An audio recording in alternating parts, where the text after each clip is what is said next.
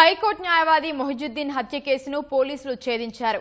నిందితులైన ఆలం ఖాన్, అతని కుమారుడిని అరెస్టు చేశారు. మరిన్ని వివరాల్ని మా ప్రతినిధి రమేష్ అడిగి తెలుసుకుందాం. రమేష్, చెప్పండి, హైకోర్టు న్యాయవాది మొహినుద్దీన్ హత్య కేసులో పురోగతి ఏంటి?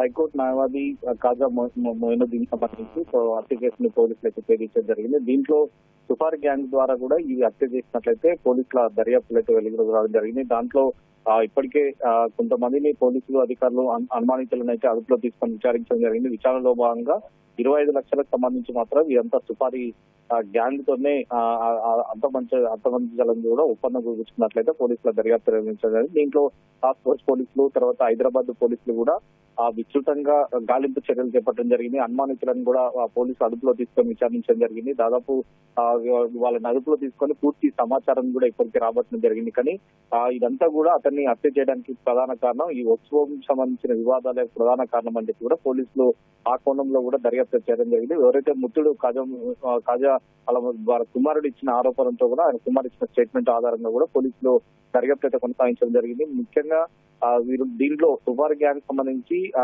అంటే సుఫారీ ఇచ్చిన సమయంలో కూడా వారిని హత్య చేసే ప్రణాళికను రచించడం జరిగింది. కొన్ని రోజుల ముందే దిక్కి నిర్వహించి దాదాపు వారి ఇంటి ముందు నుంచి ఎప్పుడు బయటికి వెళ్తారు, ఎక్కడ అనువు చూసి అతన్ని హత్య చేయాలనే దాని మీద కూడా పక్కా రిక్కి నిర్వహించిన తర్వాతనే ఆ రోజు ఉదయం సమయంలో దాదాపు 5:45 అతను ఈ స్విమ్మింగ్ కోసం వెళ్తున్న సమయంలోనే అతను కార్ డోర్ ఓపెన్ చేస్తున్న సమయంలో ఒకేసారి నెంబర్ ప్లేట్ లేని కారు వచ్చి వేగంగా ఢీ కొట్టడంతో కూడా అతను కొంత దూరం కారు తీసుకువెళ్లి తర్వాత దాదాపు 20 మీటర్ల దూరంలో పడివేయడంతో కూడా అప్పటికే అతను తీవ్ర గాయాలు కావడం జరిగింది. అక్కడి నుంచి నేరుగా స్థానికంగా ఉన్న ఒక ప్రైవేట్ ఆసుపత్రికి తరలించినప్పటికీ అప్పటికే చికిత్స పొందుతూ అయితే ఆయన అయితే మృతి చెందడం జరిగింది. పోలీసులు దీన్ని ఛాలెంజ్ గా తీసుకొని దీనికి సంబంధించి కూడా మొదటగా ఒక యాక్సిడెంట్ గా చిత్రీకరించే ప్రయత్నం చేయడం జరిగింది. కానీ ఆ కార్ లో ఉన్న విజువల్స్, సీసీ కెమెరాలోని విజువల్స్ ఆధారంగా కూడా ఇది ఒక పక్క ప్రణాళికతో కూడా హత్య చేసి ఉండొచ్చు అని చెప్పి కూడా పోలీసులు అనుమానం వ్యక్తం చేస్తూ అదే కోణంలో కూడా దర్యాప్తు చేయడం జరిగింది. మరొక పక్క